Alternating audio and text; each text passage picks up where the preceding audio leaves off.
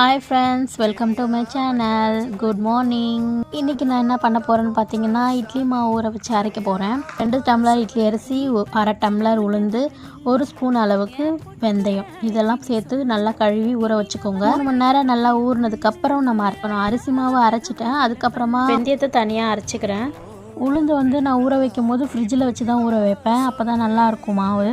அதனால் நான் ஊற வச்சு எடுத்துக்கிறேன். நல்லா மஞ்சிருச்சு. தேவையான அளவுக்கு உப்பு போட்டு நல்லா மிக்ஸ் பண்ணிக்கோங்க. நம்ம கையை வச்சு நல்லா மிக்ஸ் இதில் நான் பாதி மாவை ஃப்ரிட்ஜில் வச்சுட்டு மீதி மாவை புளிக்க வைக்கிறதுக்காக வெளியே வச்சுட்டேன். இது காலையில் இருந்தோடனே நல்லா புளிச்சு வந்துடுச்சு. இப்போ நம்ம இட்லி ஊற்றுறதுக்காக ரெடி ஆகிடுச்சு. இதை நல்லா நம்ம மிக்ஸ் பண்ணி உப்பு கரெக்டாக இருக்கான்னு செக் பண்ணிவிட்டு இட்லி ஊற்றி வச்சுக்கோங்க. அவ்வளோதான். இப்போ இட்லி ஊற்றினா பஞ்சு போல் ரெடி ஆகிடும் இட்லி. அரிசி கூட கொஞ்சமாக ஜவ்வரிசி போட்டு அரைச்சாலும் இட்லி நல்லா சூப்பராக வரும். இதுவும் நல்லதா. நீங்கள்லாம் வீட்டில் இருக்காங்கன்னா முடிஞ்ச அளவுக்கு அப்பப்போ அரிசி போட்டு அரைச்சிக்கோங்க.